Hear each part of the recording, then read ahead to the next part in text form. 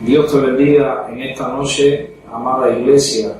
Damos gracias a Dios nuevamente por el privilegio que nos concede de reunirnos a través de las redes para compartir la palabra y el mensaje del Señor Jesucristo en nuestro culto de viernes. Gracias a Dios porque podemos decir Ebenezer, hasta aquí nos ha ayudado el Señor. Le saludamos y le bendecimos en el nombre del Señor y esperamos que la gracia de Dios les esté alcanzando poderosamente en estos momentos que estamos viviendo. Así que reciba la bendición de Dios y un saludo de parte de la familia pastoral. Bien, hermanos, en estos últimos servicios de los viernes en la noche hemos estado compartiendo algunos mensajes sobre el libro de los jueces y hoy vamos a continuar bajo esa misma línea y quisiéramos seguir ahí compartiendo la palabra de Dios en este libro tan desafiante y a veces hasta polémico para nosotros. Así que quiero invitarles rápidamente allí a la palabra de Dios, Jueces, capítulo 3, y vamos a leer a partir del versículo 7 hasta el versículo 11, aunque hoy vamos a ver el capítulo 3 en toda su amplitud. Bien, dice la palabra de Dios en Jueces capítulo 3, versículo 7, hicieron pues los hijos de Israel lo malo ante los ojos de Jehová y olvidaron a Jehová su Dios y sirvieron a los Baales y a las imágenes de acera. Y la ira de Jehová se encendió contra Israel y los vendió en manos de Cusán Risataim, rey de Mesopotamia, y sirvieron los hijos de Israel a Cusán Risataim 8 años. Entonces clamaron los hijos de Israel a Jehová, y Jehová levantó un libertador a los hijos de Israel y los libró. Esto es, a Otoniel, hijo de Cenaz, hermano menor de Caleb. Y el espíritu de Jehová vino sobre él, y juzgó a Israel y salió a la batalla, y Jehová entregó en su mano a Cusán Risataim, rey de Siria, y prevaleció su mano contra Cusán Risataim. Y reposó la tierra 40 años, y murió Otoniel, hijo de Cenaz. Vamos a orar por la palabra. Padre, te damos gracias por tu palabra, que es poderosa, Señor, y que penetra hasta lo profundo de nuestra ser. Háblanos en esta noche y ministranos, Padre, y danos los principios que necesitamos, Padre, para vencer a nuestros enemigos. Te damos gracias, ayúdanos, Espíritu Santo, en el nombre de Jesús. Amén y amén. Bien, hoy vamos a hablar bajo el título Rompiendo el ciclo con el enemigo. Mire, la vida, hermanos, se trata de un constante aprendizaje. Nosotros nunca dejamos de aprender, incluso aun cuando no nos interesa aprender nada más en la vida misma se encarga de enseñarnos un montón de cosas. También en la vida hay diferentes formas de aprender. Las personas que tienen experiencia de vida te dicen que podemos aprender a las buenas o a las malas. Me imagino que he escuchado esa expresión. Las buenas tienen muchas aristas y las malas ni hablar. El punto es que Dios utilizará todo lo que suceda en nuestra vida para enseñarnos a depender de Él y para buscarle a Él. Y aún, y aunque Dios tiene esa intención para que esa intención de Él y ese propósito se haga realidad en nuestra vida, entiéndase de que nosotros experimentemos su buena voluntad, nosotros debemos querer que esa buena voluntad se haga real en nuestra vida. Mire, ya hemos dicho en mensajes anteriores acerca del libro de los jueces que la vida, que lo que relata este libro es un constante ciclo de pecado, de desesperación, de clamor y de liberación experimentado por el pueblo de Dios en ese momento. Y ese ciclo comienza a verse aquí a partir de este capítulo y, como usted verá, continuará por el resto del libro. A ver, ese ciclo que usted ve en el libro de los jueces es el mismo ciclo de vida que experimentan muchos creyentes y que no les deja experimentar la buena voluntad de Dios en su vida. Así que lo que tenemos que hacer, hermanos, es aprender a romper ese ciclo. Y lo que vamos a hacer en esta noche es echarle a una ojeada a estos 3 primeros jueces que aparecen ahí, para que se mencionan en este capítulo, para ver lo que Dios tiene que decirnos con respecto a esta situación. Se menciona a Otoniel, se menciona a Og y se menciona a Sangar. Y lo que voy a hacerle yo es resumirle lo que tenemos que aprender para romper el ciclo de derrota que nos aleja de Dios y de su buena voluntad. Y el primer principio que nosotros encontramos ahí es que tenemos que aprender de los momentos de dolor. Vamos a leer 2 pasajes para explicar este principio. Jueces capítulo 3, versículos 7 y 8 dice lo siguiente: E hicieron pues los hijos de Israel lo malo ante los ojos de Jehová, y olvidaron a Jehová su Dios, y sirvieron a los Baales y a las imágenes de acera, y la ira de Jehová se encendió contra Israel y los vendió en manos de Cusán Risataim, rey de Mesopotamia, y sirvieron los hijos de Israel a Cusán Risataim 8 años. Jueces capítulo 3, versículo 12 dice: Y volvieron los hijos de Israel a hacer lo malo ante los ojos de Jehová, y Jehová fortaleció a Eglón, rey de Moab, contra Israel, por cuanto habían hecho lo malo ante los ojos de Jehová. Mire, hay un dicho muy antiguo que dice que nadie aprende por cabeza ajena. Usted lo ha escuchado. Y ese dicho tiene cierta verdad encerrada. No nos gusta aprender de las experiencias de otros. Cuando usted lee estos 2 pasajes, nota la expresión: volvieron los hijos de Israel a hacer lo malo. Y esta es una expresión que aparece recurrentemente en el libro de los jueces. Usted se la va a topar una y otra vez en todo el desarrollo del libro. Y siempre va acompañada del olvido o del abandono por parte del pueblo de Dios, del Dios verdadero.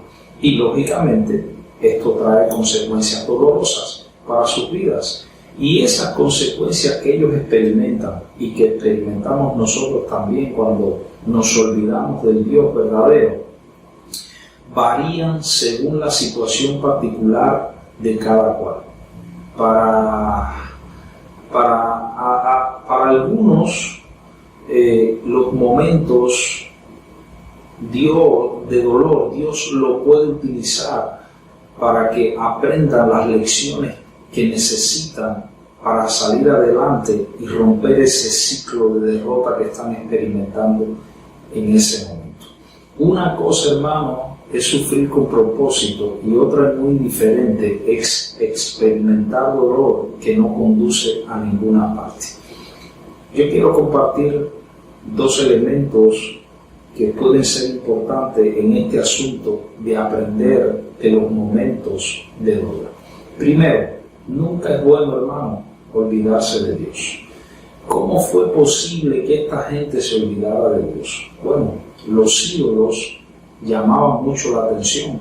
Los rituales de Baal y Acera, llenos de sensualidad, de pecado, sin compromiso de ningún tipo, eran demasiado atrayentes para este pueblo. Y encima de eso también, estos rituales y estos dioses podían resolver el problema de las cosechas.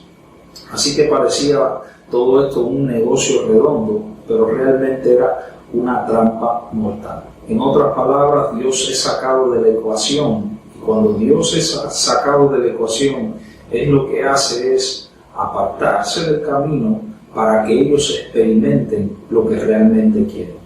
Y lo que ellos querían se convertiría con el paso del tiempo en algo muy doloroso. Mira, hermano, la gente no se olvida de Dios tan fácilmente. Siempre hay otras cosas que sustituyen a Dios y hacen que reconozcamos intelectualmente la verdad de Dios, pero en el interior nuestros corazones están alejados de ellas. esas verdades que conocemos allá en lo profundo de nuestro corazón ni nos atrapan, ni penetran a la profundidad que tienen que penetrar, ni siquiera dirigen nuestra vida. Esas verdades que conocemos que en un momento determinado fueron vibrantes, que fueron reales, con el tiempo se vuelven irreales. Y la idea es que mucha gente sigue congregándose en las iglesias, pero en su interior quieren y van por su propio camino. ¿Y cuando nos damos cuenta en la vida de que estamos en esa situación? Cuando el dolor que experimentamos por nuestras decisiones alejadas de Dios nos alcanza y comenzamos a sentir esa angustia de habernos apartado de Dios. Cuando el camino por el cual creíamos que era el mejor y el más correcto nos oprime y nos convierte en siervos del enemigo. Jesús dijo lo siguiente: separados de mí, nada podéis hacer. Juan capítulo 15, versículo 5. Nosotros tenemos que cuidar nuestra relación con Dios. Debemos estar alerta ante las actitudes de religiosidad y dejar de engañarnos creyendo que fuera de Dios las cosas van a ser mejor. Nunca es bueno olvidarse de Dios. Pero el dolor tiene otro elemento. El dolor nos va a recordar que Dios es bueno. Esto parece paradójico, pero es la realidad. La Biblia dice ahí que Dios los vendió. Y esa es una expresión bastante fuerte y que no podemos digerir tan fácilmente. Y eso no significa que Dios los abandonó totalmente. Las promesas seguían estando ahí, pero sí que de alguna manera dejó de protegerlos. Dejó que las cosas a las cuales ellos habían estado sirviendo y querían comenzaran realmente a dominarles y a poseerlos. Y todo eso se tradujo lógicamente en un dolor inimaginable, porque el rey de Mesopotamia y el rey de Moab eran unos amos muy malvados y muy perversos. Una de las doctrinas que mucha gente quiere desterrar en la iglesia moderna es la que tiene que ver con el asunto del sufrimiento.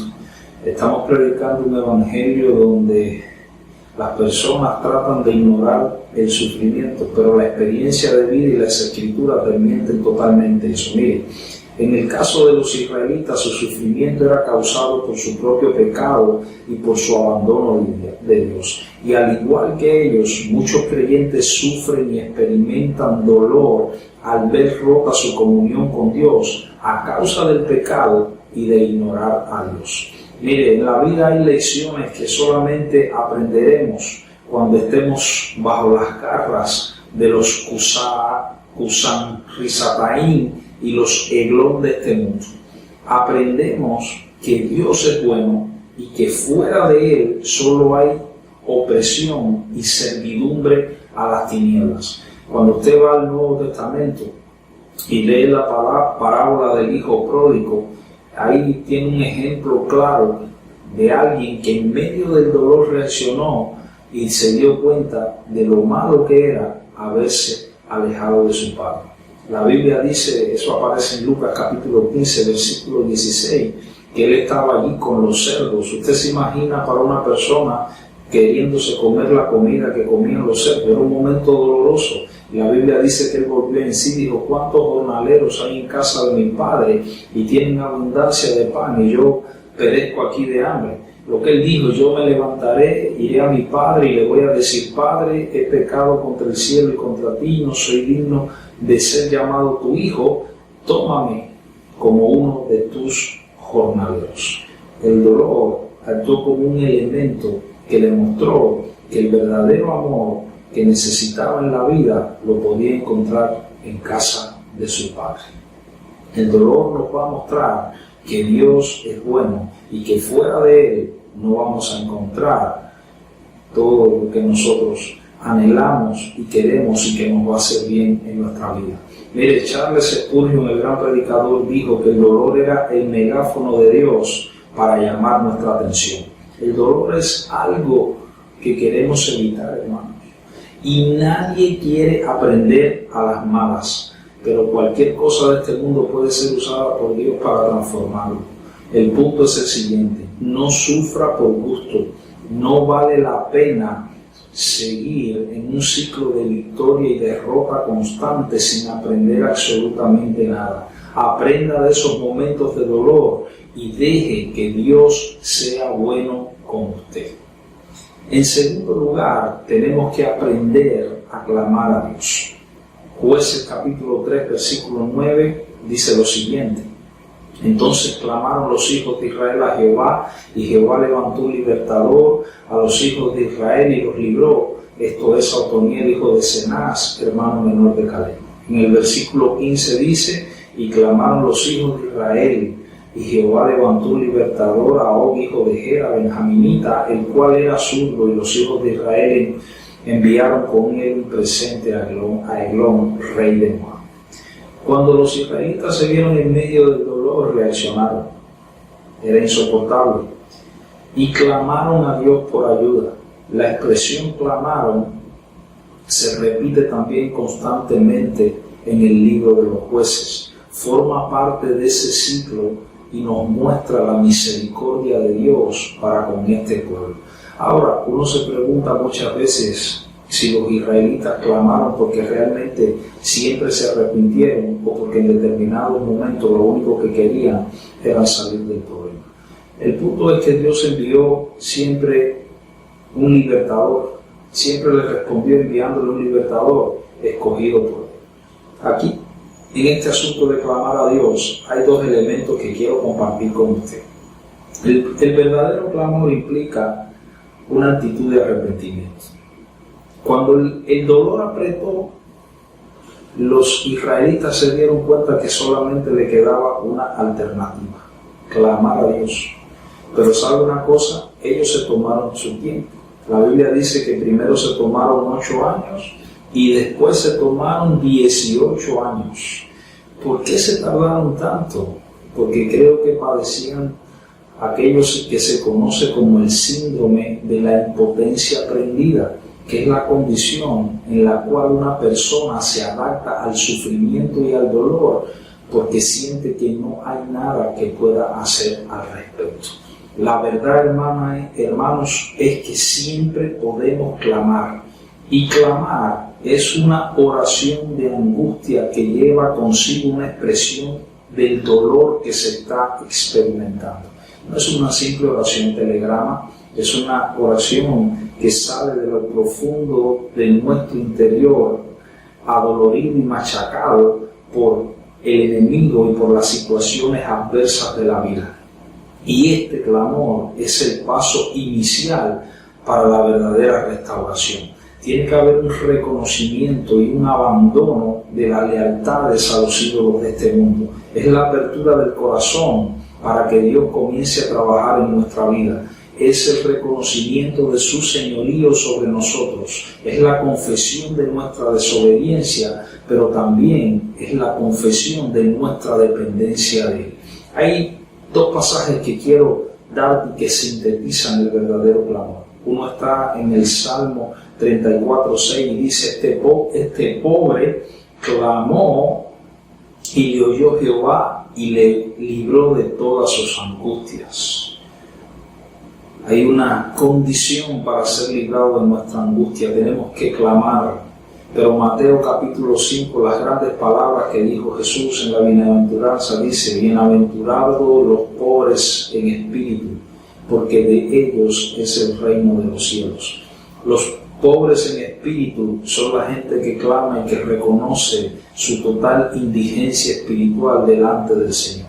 Ellos son los que van a experimentar la atmósfera de Dios, el gobierno de Dios, que es el reino de los cielos. En segundo lugar, la respuesta al clamor que nosotros le vemos delante del Señor puede ser una respuesta inesperada.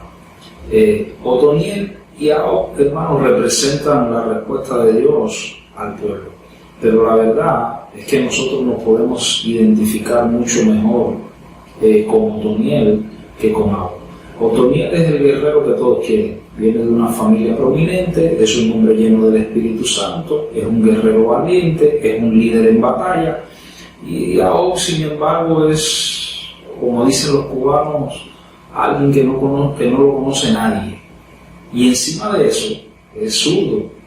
Pero cuando usted lee un poquito en el texto, en los idiomas originales, te das cuenta que al parecer presentaba una discapacidad en su mano derecha. Así que en aquella época los discapacitados no eran muy bien vistos. No era el tipo de persona que parece ser que Dios escoja para liberar al pueblo, no era el típico héroe salvador. Y súmele a eso, cuando usted se ve la historia completa, él actúa con una brutalidad extrema para deshacerse del rey de Moab. No parece ser el adecuado, pero es la persona que Dios escogió. Eso no significa que Dios aprobara los métodos de este juez, pero sí que no deberíamos ser tan rápidos en juzgar lo que Dios puede hacer con cualquier persona y lo que puede incluso hacer con nuestras vidas, incluso cuando no actuamos del todo bien a la hora de hacer su voluntad. Mire, si usted está clamando a Dios, no siempre va a entender el proceder de Dios. Así que prepárese para lo inesperado. Jesús es el Salvador del mundo, usted lo sabe y lo conoce. Pero cuando Él vino a los suyos, dice la Escritura que los suyos no le recibieron. Él era alguien inesperado, con un proceder inesperado, su doctrina era inesperada, su muerte era inesperada, su resurrección era inesperada. Y todos aquellos que piensan que Dios puede ser previsto en la manera en que Él va a bendecir a su pueblo, se van a quedar sin el Salvador, como se quedaron mucha gente en el momento en que Jesús caminó sobre la faz de la tierra. Mire, si usted está clamando a Dios por romper el ciclo, Dios utilizará lo que sea para hacerle volver a Él y para que usted salga de donde está. Así que tiene que apercibirse y dejar que, por ejemplo, Jeremías capítulo 33, versículo 3, se haga de verdad realidad en nuestra vida. Jeremías 33:3 dice: clama a mí, yo te responderé y te mostraré cosas grandes y ocultas que tú no conoces. Las cosas grandes y ocultas que no conocemos es lo inesperado de Dios. Mire, hay un dicho muy antiguo que dice que no hay mal que dure 100 años, ni cuerpo que lo resista. La verdad es que en nuestros cuerpos, como dice el dicho, es imposible que resistan tanto tiempo un mal. Pero un mal sí puede pasar de una generación a otra y puede durar 100 años si no los enfrentamos. Por lo tanto, el primer paso es pedirle a Dios que nos libre de ese terrible mal. Así que tenemos que aprender a clamar a Dios. Y por último, también tenemos que aprender de los momentos de bendición. Hemos aprendido de los momentos de dolor, hemos aprendido a clamar a Dios, ahora tenemos que aprender a aprender de los momentos en los que somos bendecidos. Hay 3 pasajes que te quiero leer de ahí del capítulo 3. El versículo 11 dice lo siguiente: y reposó la tierra 40 años y murió Otoniel hijo de Cenaz. Versículo 30 dice: así fue subyugado Moab aquel día bajo la mano de Israel y reposó la tierra 80 años. Y el versículo 31 dice: después de él fue Sangar hijo de Aná, el cual mató a 600 hombres de los filisteos con una guijada de bueyes, y él también salvó a Israel. El actuar de estos jueces trajo tiempos de reposo a la nación. Primero fueron 40 años y después 80 años. La Biblia no registra si hubo un tiempo de dominación filistea, pero sí que Sangar, al parecer, con su actuar y con el medio menos esperado e impredecible, libró a la nación de algún tipo de ocupación filistea. Fueron tiempos donde la nación vivía en paz y libre de sus enemigos, pero el libro no registra curiosamente qué era lo que estaba haciendo la nación en esos momentos de paz.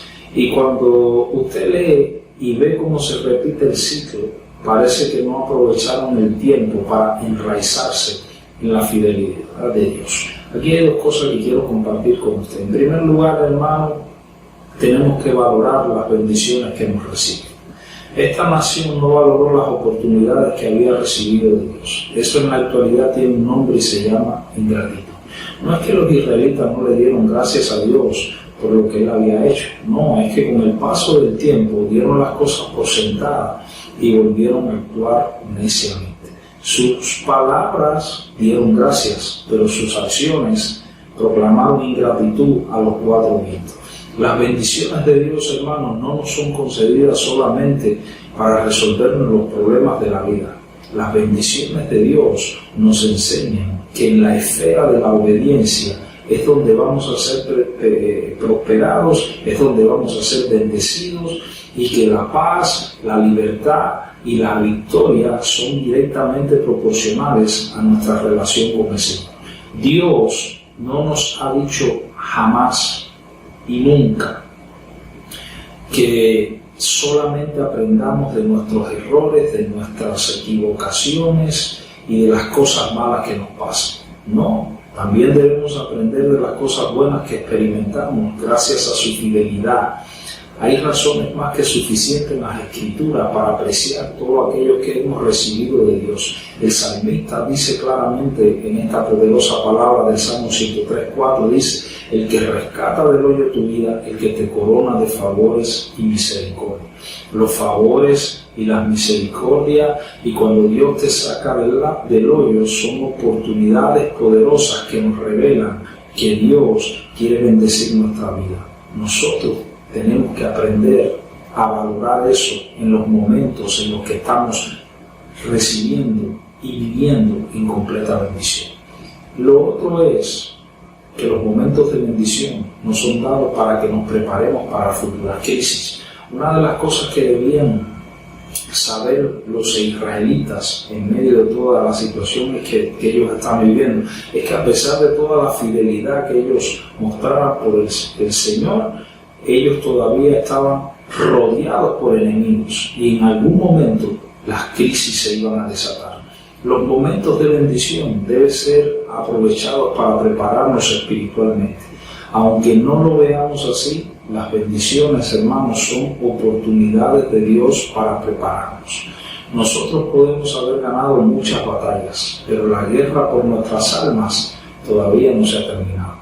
Mientras nosotros estemos en este mundo caído, las crisis van a ser presencia. Y eso no significa que nosotros la provoquemos,